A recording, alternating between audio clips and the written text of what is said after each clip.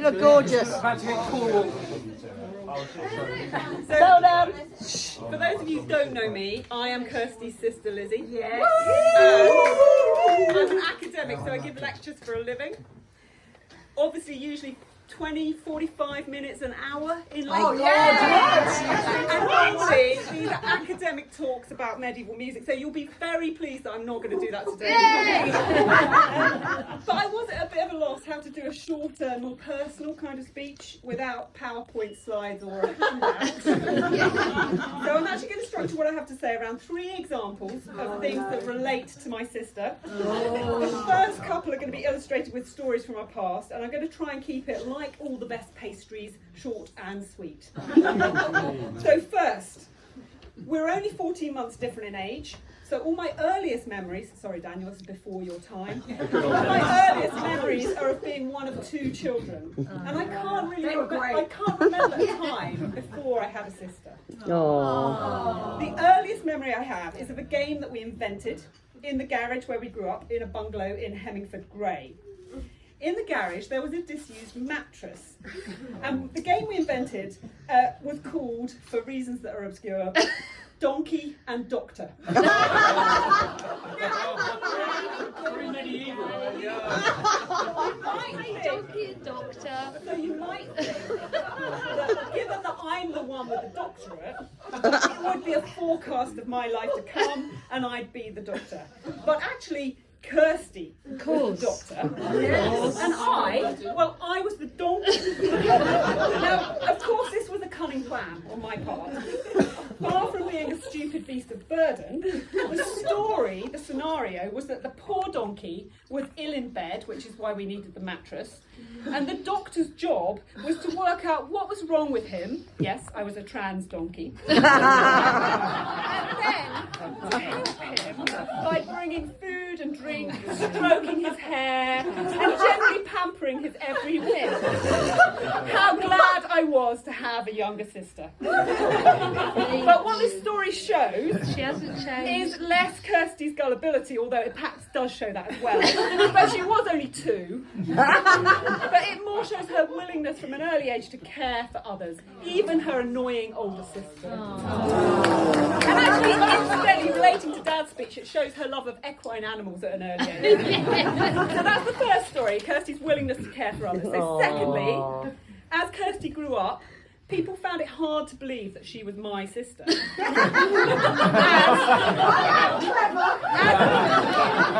we were, at least on the surface, and particularly at school, quite different. I was conformist, rule-following, into classical music, quiet and bookish. Basically a bit of a square and a lot of a nerd. And Kirsty was Kirsty. Sometimes a bit naughty, into indie music, bit of risk taker. And there are so many stories that I could tell here, but I won't because Mum and Dad are listening and they're just horrified. Later.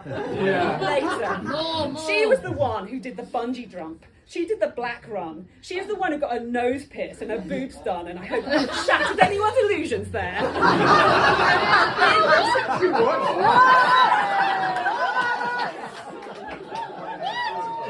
In particular, Kirsty has always been really fashionable and trendy, and I think the way she looks today shows this. Beautiful. And particularly in her clothes and her shoes.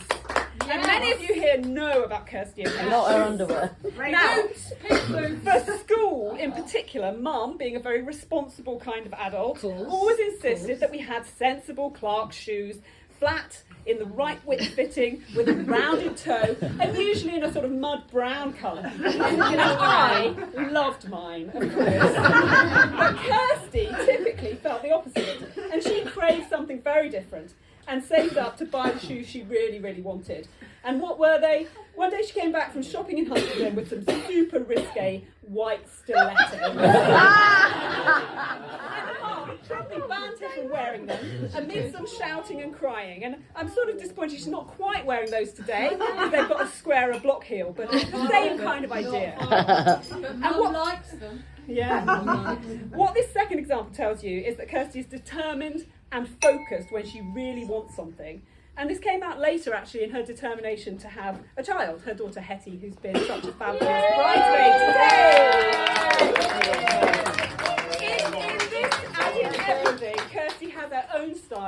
own way of doing things. So we've had number one, her willingness to care for others, and number two, her self-possessed sense of her own style and her ability to get what she wants.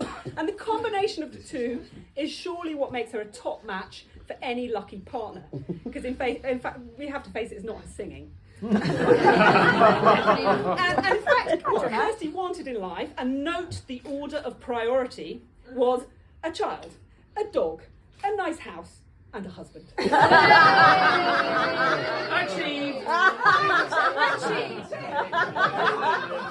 When she introduced me to Matt over some Zoom drinks, sometimes during one of the COVID lockdowns, I immediately felt that Kirsty had finally completed her collection. My third and final story is the one that various people that I trialled this speech with thought I should cut, because I'm actually going to talk about something that people don't rarely mention at weddings, which is divorce. My third and final story, I've already told you about my love of Clark's shoes. Well, this resulted, well, not really directly, but it's a good story, in me marrying into the Clark's shoe family. Now, Kirsty getting married today means that all three of these Leach children have been married. And as we know, at least 1 in 3 marriages typically ends in divorce. So I'd like to think that I have repaid the care of Dr. and I've taken one for the team. Yay! Thanks, Liz. Thanks, Liz. Well done. I'd love to tell you that my marriage with Mr. Clark's, and that wasn't his surname, but it will do, that my marriage with him ended when I swapped him for a pair of white stilettos, although those would not be shoes, but actual stilettos with which I would have planned to murder my mother-in-law. That is another story. Yay! Instead, I want to affirm that Kirsty definitely owes me a drink for ensuring that the stats are looking good for her. Yay! Happy life together. And we can certainly drink to that.